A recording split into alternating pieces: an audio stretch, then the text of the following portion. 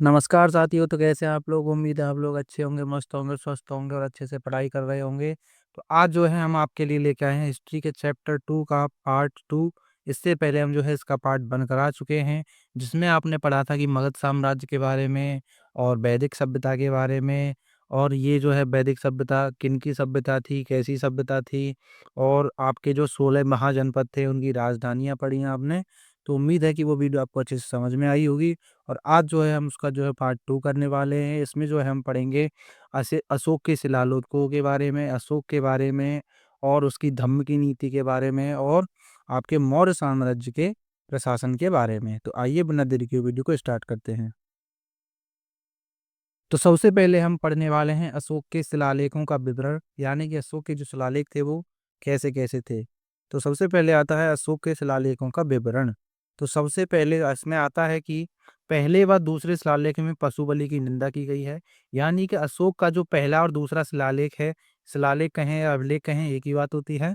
तो अशोक का जो पहला और दूसरा शिलालेख है उसमें जो है जो यानी कि जानवर की जो बलि दी जाती थी उसकी जो है निंदा की गई है, यानी उसके लिए जो है मना किया गया है अशोक के पहले और दूसरे शिलालेख में।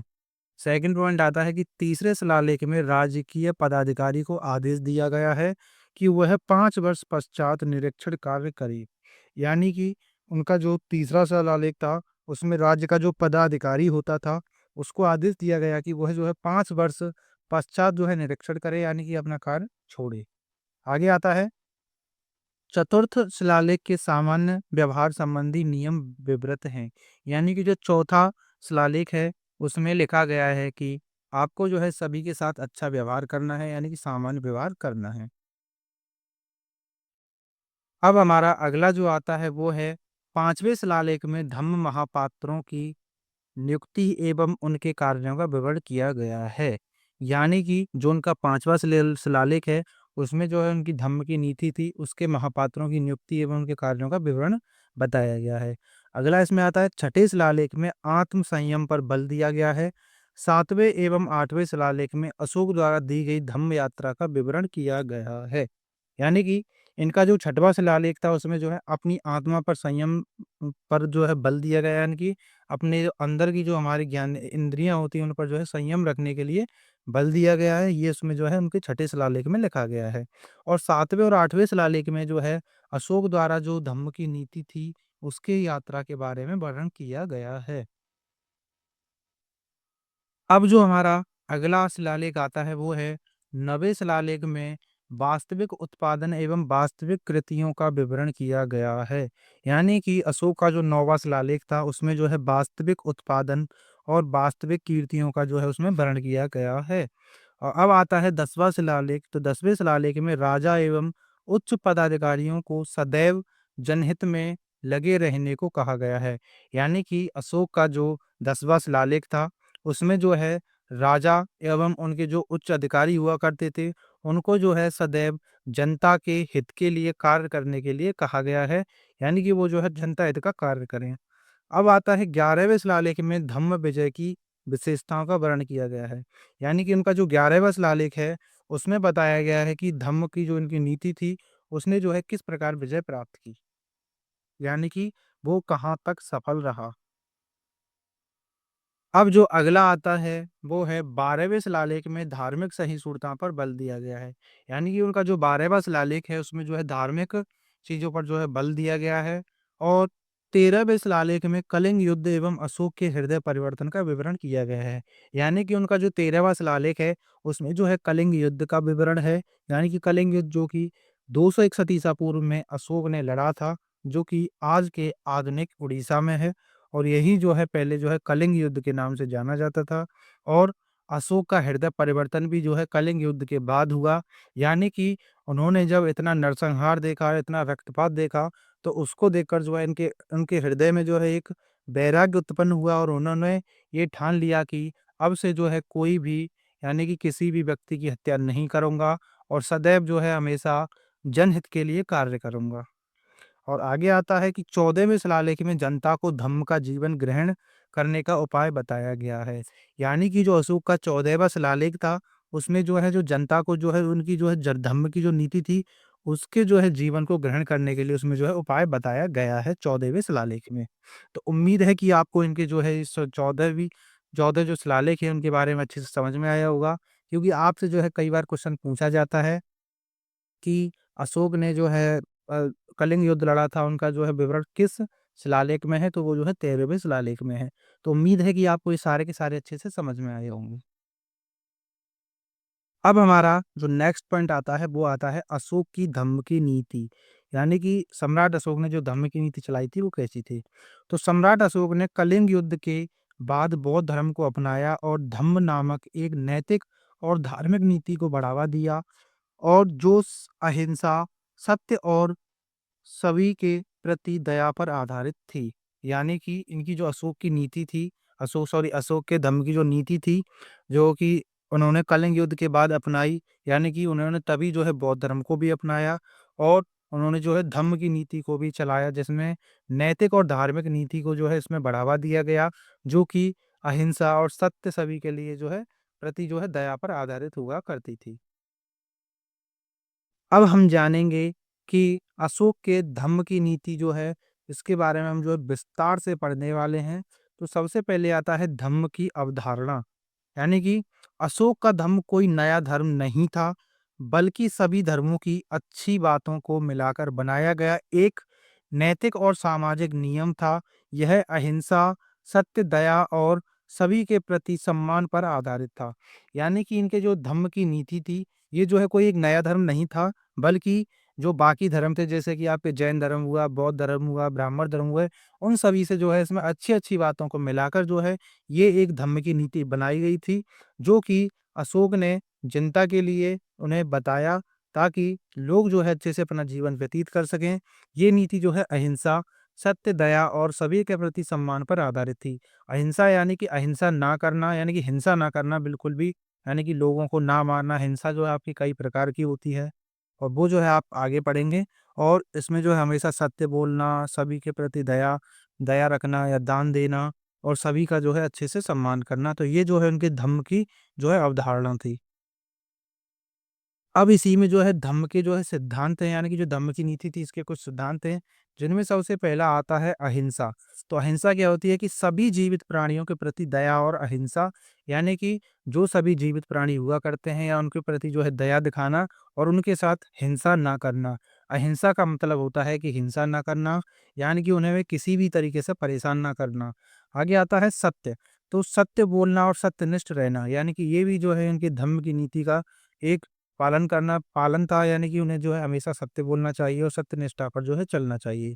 आगे आता है सहिष्णुता, यानी सभी धर्मों और महतों के प्रति सहिष्णुता दिखाना, यानी कि सभी धर्मों का यानी कि सम्मान जो है एक तरह करना, यानी कि किसी भी ये नहीं कि एक ही धर्म को जो है ज़्यादा बढ़ावा दिया जाए, वो जो है सभी धर्मों का जो है अच्छे से सम्मान करते थे। अब इसमें जो नेक्स्ट आता है वो आता है दया, यानी कि दूसरों के प्रति दया और करुणा का भाव रखना, यानी कि सभी को जो है के ऊपर जो है दया दिखाना, करुणा भाव रखना।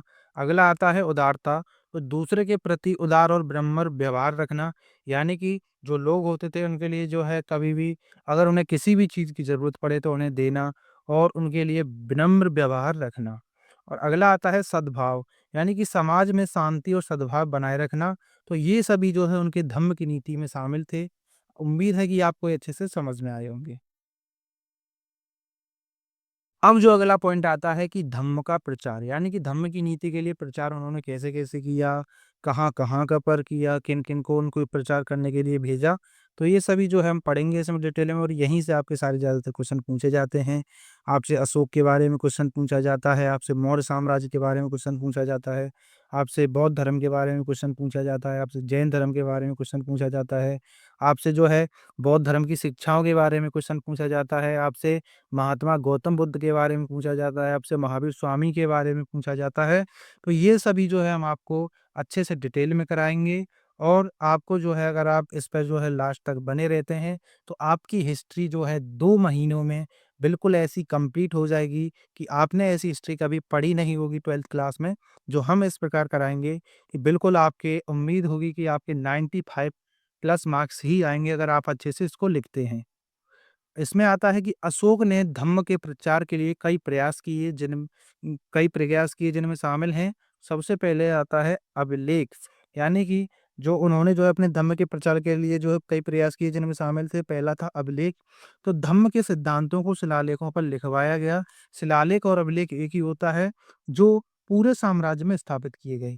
यानी कि इनकी जो धम्म की नीति थी, उसके प्रचार के लिए इन्होंने जो है शिलालेख बनवाए, लिखवाए, यानी कि उनसे जो है इसका प्रचार किया। आगे आता है धम्म महापात्र, यानी कि धम्म महापात्र क्या होता था कि धम्म के प्रचार के लिए उत्तराधिकारी यानी कि जो अधिकारियों की नियुक्ति की गई और जिन्हें धम्म महापात्र कहा जाता था। यानी कि इन्होंने जो है अपने धम्म को जो है नीति को जो है बढ़ावा देने के लिए कुछ अधिकारियों की नियुक्ति की और उन्हीं को जो है धम्म महापात्र कहा गया था। अब इसमें अगला पॉइंट आता है कि राजकीय यात्राएं, यानी कि अशोक ने साम्राज्य के विभिन्न हिस्सों में यात्राएं की और धम्म के बारे में लोगों को बताया। तो यानी कि जो सम्राट अशोक थे उन्होंने जो है कई राज्यों की और अपने राज्य की जो है यात्राएं की और उन्होंने जो अपने जो ये धम्म की नीति थी उसके बारे में बताया, जिससे लोगों को पता चला कि ये धम्म की नीति किस प्रकार की थी, अच्छी थी या बुरी थी। तो ये जो है धम्म की नीति जो है काफी हद तक बहुत ज्यादा अच्छी थी। आगे आता है सामाजिक कल्याण। तो अशोक ने चिकित्सा सुविधाओं, सड़कों और कुओं के निर्माण जैसे कल्याण के कार्यों पर ध्यान दिया। यानी कि जो सम्राट अशोक थे उन्होंने जो है इस धम्म की नीति में जो है कई प्रकार के सामाजिक कल्याण भी किए, जैसे कि चिकित्सा सुविधा के लिए हॉस्पिटल्स बनवाए, उस टाइम पर जो है वैद हुआ करते थे, सड़कों का निर्माण करवाया, कुओं का निर्माण करवाया और सामाजिक कल्याण के लिए जो है कई प्रकार के कार्य किए। अब जो अगला पॉइंट आता है वो है धम्म का प्रभाव। यानी कि अशोक के धम्म ने मौर्य साम्राज्य में शांति और समृद्धि लाने में महत्वपूर्ण भूमिका निभाई थी।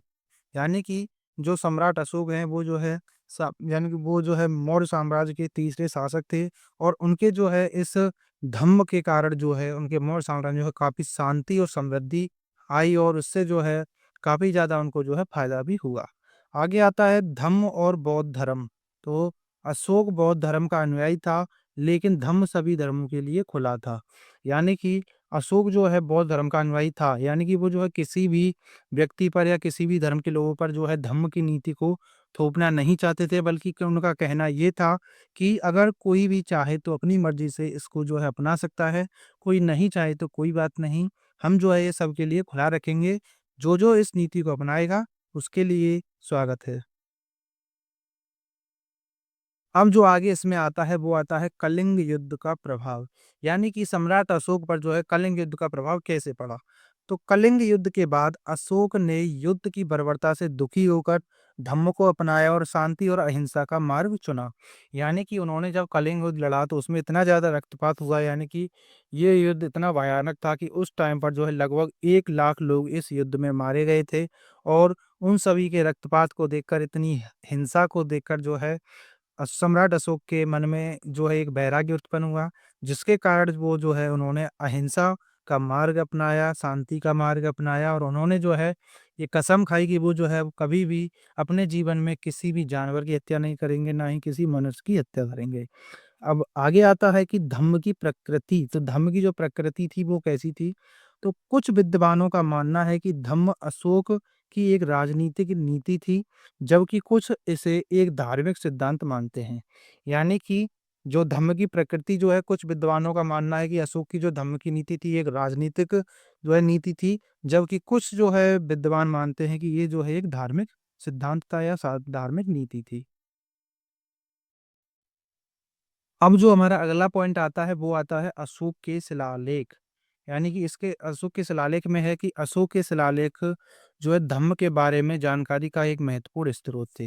यानी कि जो अशोक ने शिलालेख बनवाए थे वो जो है उनकी जानकारी, इनकी जो धम्म की नीति थी उसके बारे में जो है काफ़ी ज़्यादा बड़े स्रोत माने जाते हैं, उनकी जानकारी के लिए उसके जो महत्वपूर्ण स्रोत माने जाते हैं। ये जो है हम आपको पहले जब शुरुआत में हमने उनके जो है उनके बारे में पढ़ा तो उनमें जो है आपने कई में देखा था। आगे आता है अशोक के अभिलेखों में धर्मों का या धम्म का उल्लेख। तो अशोक के शिलालेख में बौद्ध धर्म और आपके ब्राह्मण धर्म, जैन धर्म और आजीवक धर्म का उल्लेख मिलता है जो धार्मिक सहिष्णुता को दर्शाता है। यानी कि अशोक के अभिलेखों में जो है काफ़ी जो धर्म थे आपके जैसे कि बौद्ध धर्म हुआ, जैन धर्म हुआ, ब्राह्मण धर्म हुआ और आजीविक धर्म हुआ, इन सभी का जो है उनके जो है शिलालेखों में जो है उनका विवरण मिलता है और इससे ये साबित होता है कि जो उनका धार्मिक सहिष्णुता तक को जो है ये दर्शाता है।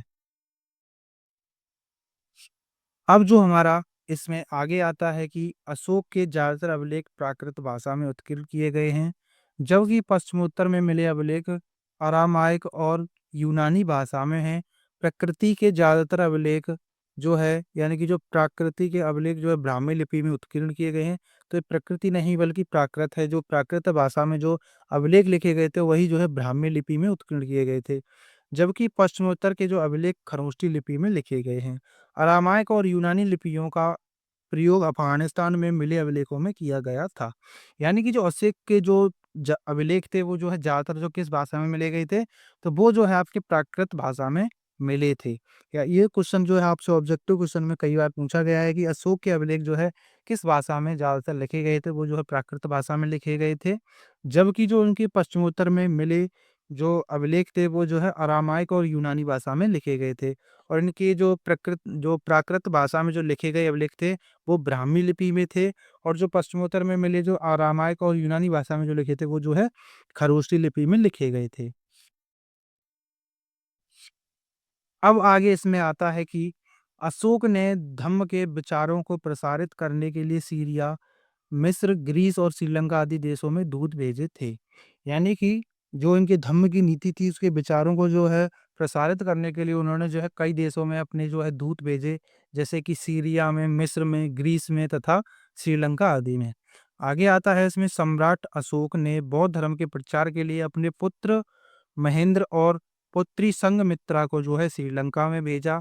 साथ ही अन्य धर्म प्रचारकों को कश्मीर, गांधार, मैसूर, बानावसी, उत्तरी गुजरात, महाराष्ट्र और यूनान आदि देशों में जो है अपने दूतों को भेजा था।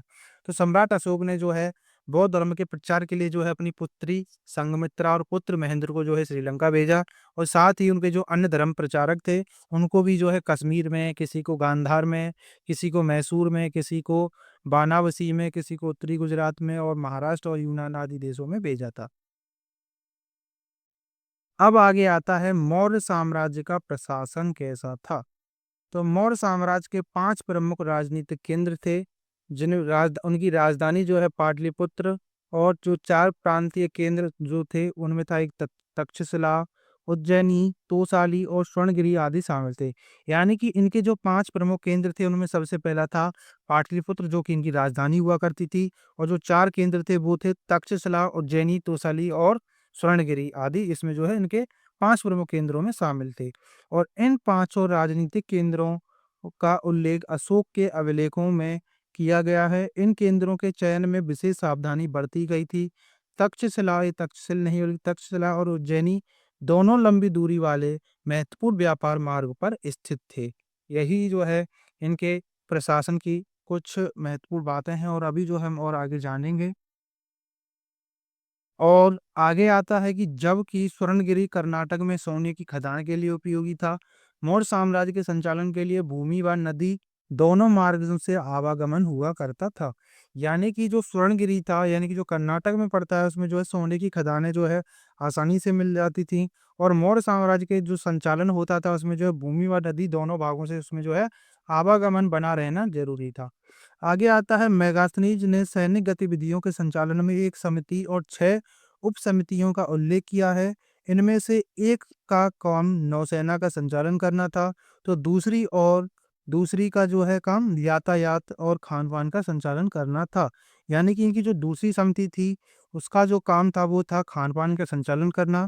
पहली समिति का काम था नौसेना का संचालन करना और मेगास्थनीज ने जो है अपनी जो है पुस्तक में जो है इसका विवरण किया है। उन्होंने बताया कि 1 समिति और 6 समितियाँ होती थी। जिनमें तीसरी का काम पैदल सैनिकों का संचालन करना था, चौथी का काम अश्वारोही जो थे उनका संचालन करना था, पांचवी का काम था रथारोहियों का करना, छठी का काम था हाथियों का संचालन करना। तो ये सभी जो है उनकी उप समितियों के काम हुआ करते थे।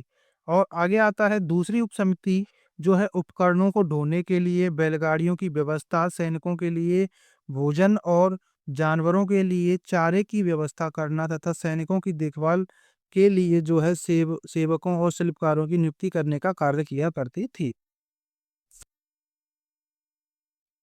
और आगे आता है इसमें, अशोक ने अपने साम्राज्य को एकजुट बनाए रखने का प्रयास किया, ऐसा उन्होंने धम्म प्रचार द्वारा भी किया था। तो अशोक ने जो है अपने साम्राज्य को जो है बनाए रखने के लिए ये सभी जो है काम किए। तो उम्मीद है कि आपको ये वीडियो अच्छे से समझ में आई होगी और आप जो है अशोक के बारे में अच्छे से जान गए होंगे, उनकी धम्म की नीति के बारे में जान गए होंगे और उन्होंने जो है किस प्रकार अपनी धम्म की नीति का प्रचार किया, उनके हृदय में किस प्रकार परिवर्तन हुआ और उनके कलिंग युद्ध के बारे में आप जान गए होंगे। और ये जो है आपको वीडियो अच्छे से समझ में आई हो तो प्लीज़ आप वीडियो को लाइक कर देना। आप इस चैनल पर नए हो तो चैनल को सब्सक्राइब कर देना। मिलते हैं नेक्स्ट वीडियो में, तब तक के लिए जय हिंद, वंदे मातरम।